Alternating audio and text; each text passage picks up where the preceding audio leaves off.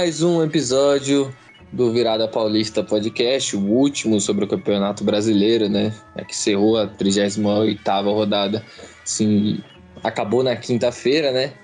E não teve nenhum resultado bom para os paulistas, tirando o resultado do Palmeiras, que não ia mudar nada, não brigava por nada mais no campeonato. Só os outros três, e nenhum dos três conseguiu os seus objetivos. Mas é isso, tô aqui com o Thiago.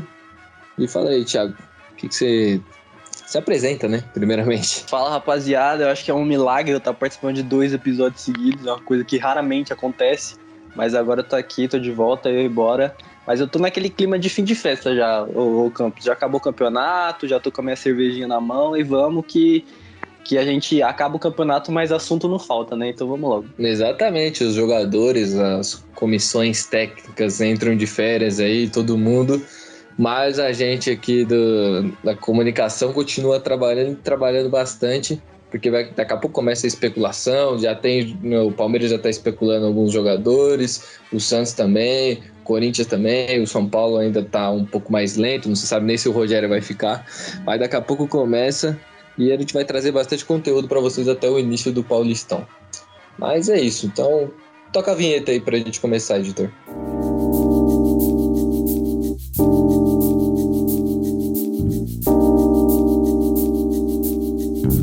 Bom, antes de começar falando, eu queria só parabenizar a mim mesmo, que lembrei da vinheta, depois de muitos e muitos anos que eu ignorava completamente a existência dela e começava o programa como se nada tivesse acontecido.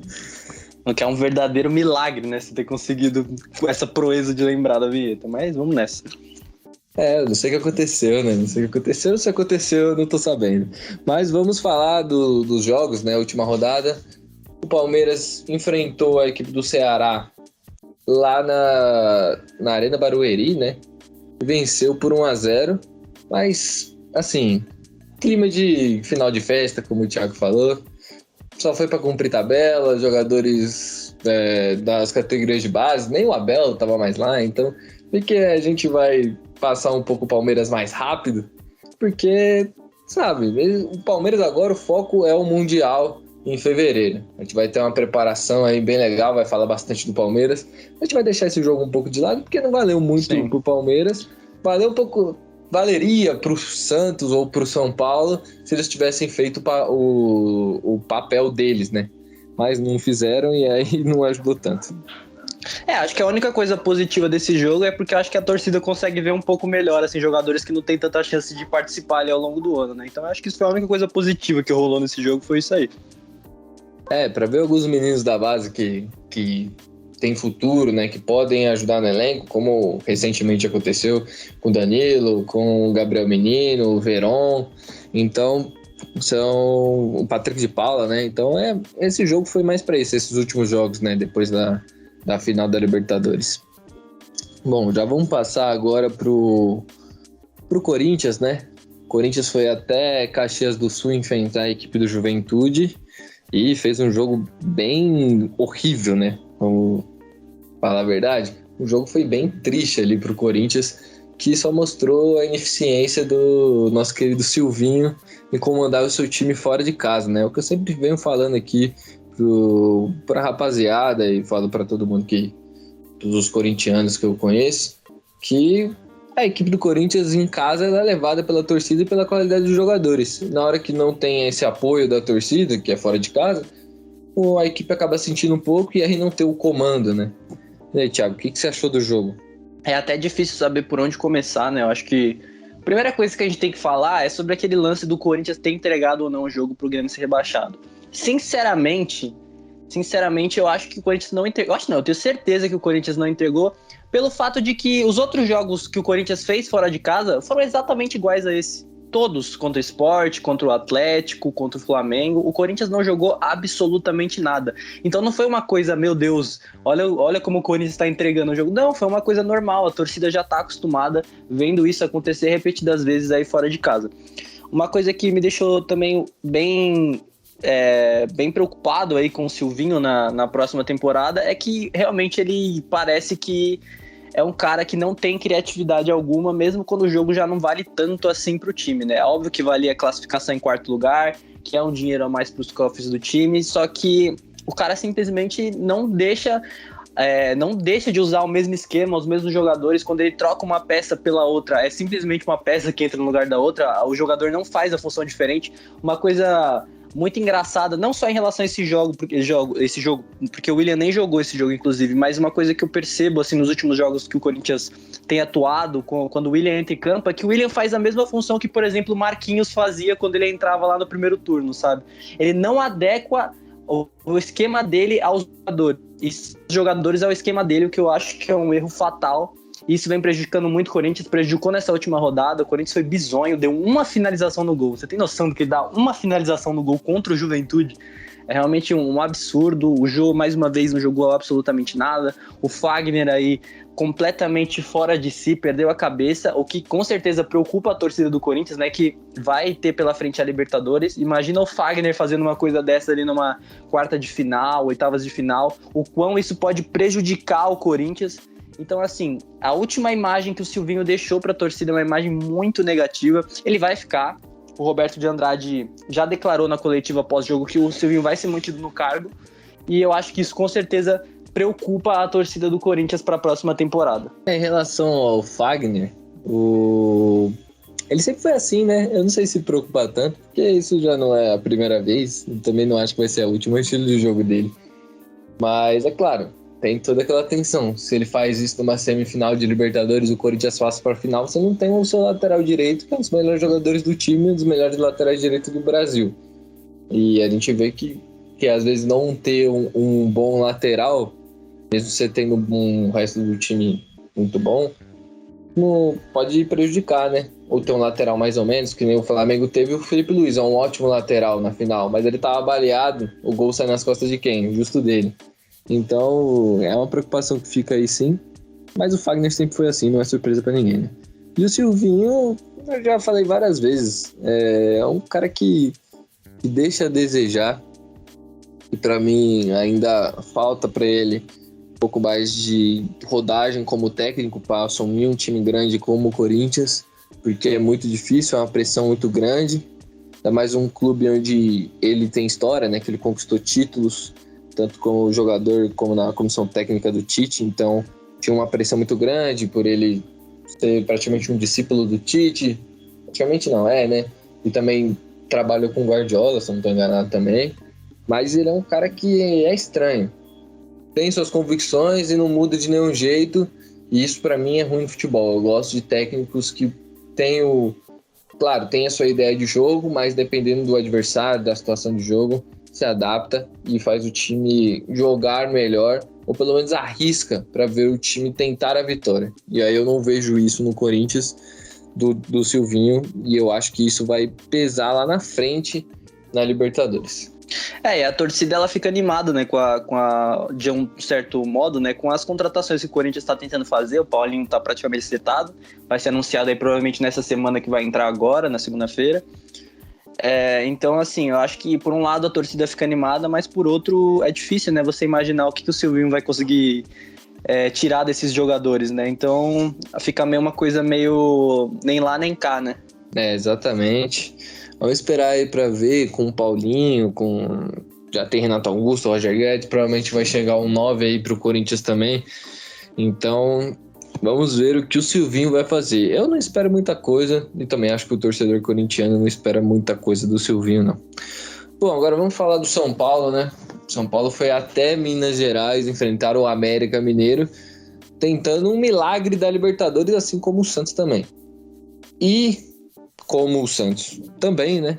Acabou não conseguindo. São Paulo perdeu pro América com o show do Ademir, né? Fez 2 gols, destaque da equipe do América aí.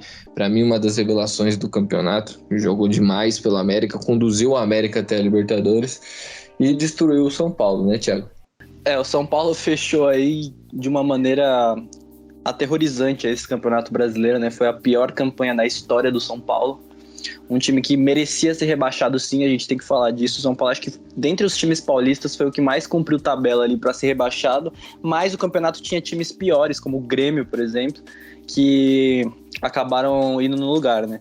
Mas assim, o São Paulo conseguiu escapar, mas esse jogo, o São Paulo fez jogos bem ruins durante o campeonato, mas esse foi um dos mais bizarros que eu já vi o São Paulo fazer, assim. É nítido como o Rogério não consegue extrair nada desse elenco, não por culpa dele, sim por culpa dos jogadores. São jogadores muito fracos, que não têm nível para jogar no time do São Paulo, e alguns jogadores que veio bem, como o Rigoni, também caíram muito. E isso prejudica ainda mais um time que já é muito limitado, né? O Calleri não encostou na bola, a bola simplesmente não chegou para ele só existiu durante o jogo inteiro. E o América é um time forte, é um time que tem o Ademir, que é um cara que faz muita diferença. E aí, quando você tem um adversário com um jogador desse nível, você não pode dar mole. E foi o que o São Paulo fez e acabou levando 2 gols aí. Um resultado bem ruim. O Rogério, com certeza, tá muito preocupado com a próxima temporada, né? Ele, enfim, vazou até um áudio essa semana do Muricy falando que os 2 iam embora e tal. Depois eles descartaram isso, falaram que vão ficar, mas assim, o ano que vem vai ser um ano muito difícil pro São Paulo. Eu acredito que pode ser até pior que esse, dependendo de como as coisas forem feitas pela diretoria, que tá mais preocupada em mudar estatuto para ficar mais tempo no poder do que preocupada em ajudar o time de alguma forma, né? Então, assim, eu acho que a situação é bem complicada. O torcedor de São Paulo com certeza está bem assustado com o que pode vir, mas futebol é futebol, né? Então a gente vai ter que aguardar para saber as próximas cenas dos próximos capítulos. Eu acho que essa volta de opinião é uma palavra meio... Não é exatamente o que eu queria dizer, mas isso aí que eles desmentiram, né? Desmentiram não, falaram que vão ficar agora, eu não sei até quanto... pressão por ter vazado esse áudio. Eu acho que se não vaza, provavelmente eles iriam sair fora, entendeu? Então, eu não sei o que esperar do São Paulo para a próxima temporada. Na verdade, até sei. Acho que vai ser um ano bem difícil. Vai ter que ter uma reformulação no elenco gigantesca. E é um time que está precisando de contratações, mas é um time que também não tem dinheiro. Então, o São Paulo vai ter que tentar uma reformulação de alguma forma, inventar coisas, faz parte da direção ali de futebol, gerente de futebol, inventar alguns modos de conseguir reforçar o seu time e tirar alguns jogadores do plantel que não estão jogando tão bem, que não servem mais para esse time de São Paulo, não conseguem mais render, e tentar trazer outros.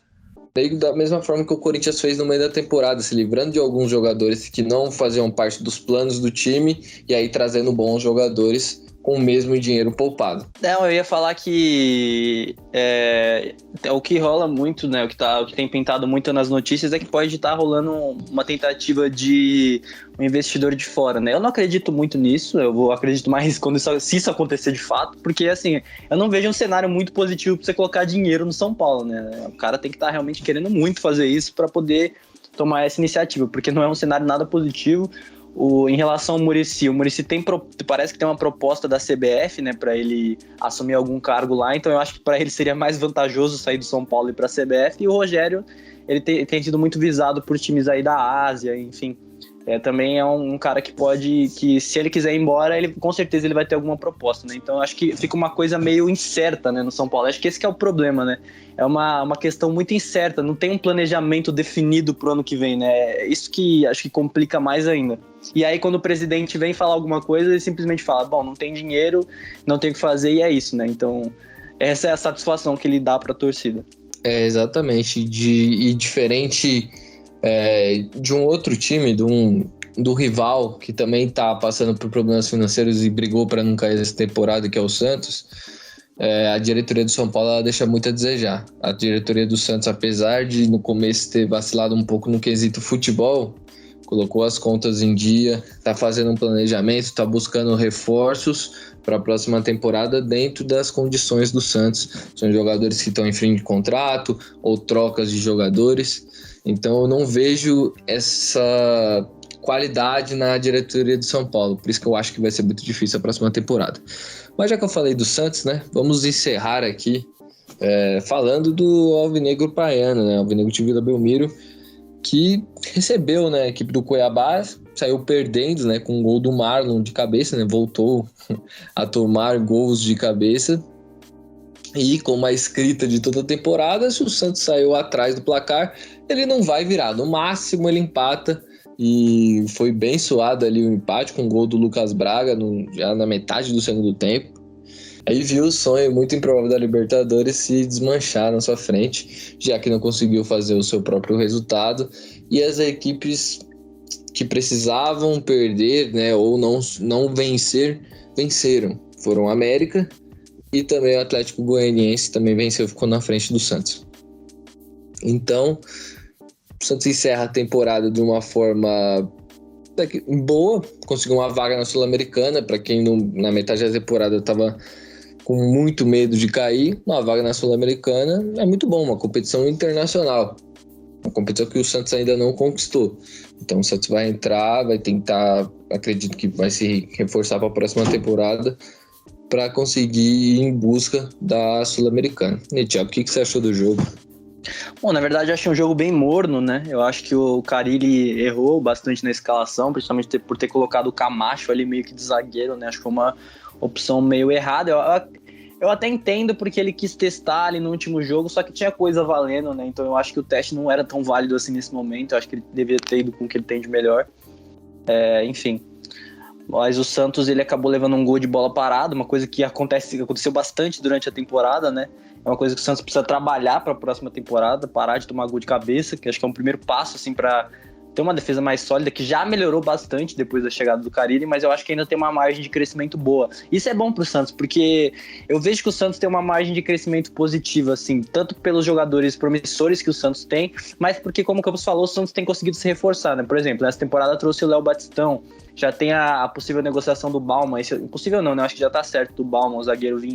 É um zagueiro bom. Tá confirmado. Confirmado. O Bauman, né? e um meia que tava no Vitória. Ele pertence a outro clube, eu não lembro. Mas ele tava no Vitória, acho que é Bruno Oliveira o nome dele também. Esse tá praticamente confirmado. Então, esse Bruno Oliveira, eu confesso que eu não sei muito sobre ele, mas o Bauman eu sei que é um bom zagueiro e com certeza vai vir pra somar, né? Então, assim, eu acho que a diretoria do Santos está se mexendo, sim. Eu acho que possivelmente vão pintar alguns outros reforços. O que eu acho legal é que o Santos tem mandado alguns jogadores, como o Boza, né, que já afirmou que não vai renovar contrato, o próprio Tardelli. São jogadores, assim, que eu acho que não fariam tanta diferença no Santos da próxima temporada. E é uma coisa que acontecia muito com o Santos antes e com outros times também, de esses jogadores se perpetuarem ali no time por um bom tempo.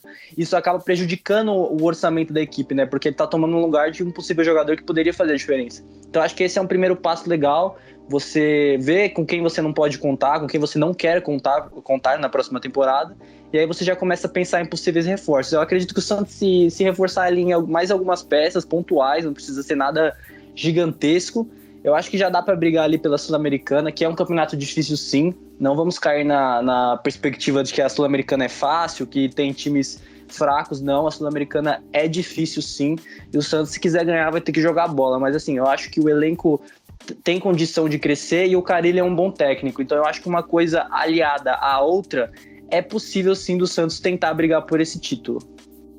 E por outras coisas também durante a temporada, né? Como o Campeonato Paulista. Eu acho que por Campeonato Brasileiro e Copa do Brasil já acho mais difícil. Mas quem sabe pegar uma vaguinha para Libertadores ali e fazer uma campanha legal na Copa do Brasil, né? Chegar um pouco, não tão longe, mas umas quartas de final. Quem sabe até uma semifinal, né? A Sul-Americana ela é bem difícil mesmo, tanto que nessa temporada que acabou de acabar, né, para os times paulistas, o Corinthians não passou da primeira fase. O Corinthians ficou e o Peñarol passou. Então é bem difícil, é muito difícil. O Santos tem que levar com seriedade. Eu acho que a primeira e a segunda coisa o Santos já tem. Acho que tem um bom técnico, que tem a confiança do elenco, que é respeitado e que é inteligente pra caramba. Ele mostrou isso nessa reta final. O Santos foi uma das melhores defesas do segundo turno. Se eu não me engano, é melhor. Eu não tenho o dado exato aqui. E teve um aproveitamento de 60%. Então ele é um ótimo técnico. E também a segunda coisa que eu ia falar é tem uma espinha dorsal ali de jovens. Então você tem o João Paulo no gol, o Kaique na zaga, você vai ter ali o Sandri no meio de campo, o Pirani, o Marcos Leonardo e Ângelo. provavelmente na próxima temporada vão ter bastante oportunidades. Mas o Marcos Leonardo, ele tá ali tentando resolver a sua renovação, tá meio complicado. O Santos torce para que dê certo, porque ele é um jogador que é muito bom, vai ajudar muito o time nessa temporada dentro de campo e também do lado financeiro quando for vendido, porque eu tenho certeza que ele vai ser vendido para a Europa uma hora e aí vai ajudar bastante. Então o Santos tem que trazer jogadores que vão somar a esses meninos. Então laterais o Santos precisa, já que nenhuma das duas tem jogadores que são muito confiáveis. O Matheus é um bom jogador, mas eu acho que é melhor para ser reserva. Lateral esquerda agora não tem ninguém, o Moraes vai voltar para o Atlético Goianiense, o Felipe Jonathan não é mais lateral, é volante, mas também o Santos provavelmente vai tentar vender ele e também a vontade do jogador de tentar sair para conseguir fazer um dinheiro, né? Então acho que as laterais são o principal e talvez ali um ponto esquerda, tem o Lucas Braga ali, mas o Lucas Braga se destacou mais como ala, também é bom para ter um cara para brigar com ele ali, um centroavante, porque você pode não ter o Marcos Leonardo, mas tá numa situação de renovação de contrato. Então, são essas peças aí. O Carille disse que precisa de 6 reforços para fechar o elenco e fazer o Santos brigar por coisas na próxima temporada. Então, vamos esperar, vamos ver como a diretoria vai trabalhar junto com o Carille, do Dracena, para ver o que eles vão aprontar para a próxima temporada, para a temporada de 2022 do Santos. Que eu acho que, dependendo do time que for montado e do esquema do Carille, eu acredito que pode sim brigar por alguma coisa assim. Porque eu já vi times que não se dava tanta... não tinha tanta mídia, não se falavam tanto, mas que os jogadores eram bons e que tinham um bom técnico, e esse time bateu campeão. O próprio Carille em 2017 com o Corinthians. Então, claro, tô falando que o Santos vai ser campeão. Mas, se montar um time ok, encaixar com as ideias do treinador e é um bom treinador, eu acho que, não sei, não é nada de outro mundo, não. O que você tá querendo dizer é que dá pra brigar, né? Esse é o ponto, dá pra brigar. Exatamente, dá pra brigar. Porque, se a gente for comparar Corinthians e Santos, o Corinthians tem um baita de um time e não tem um técnico à altura.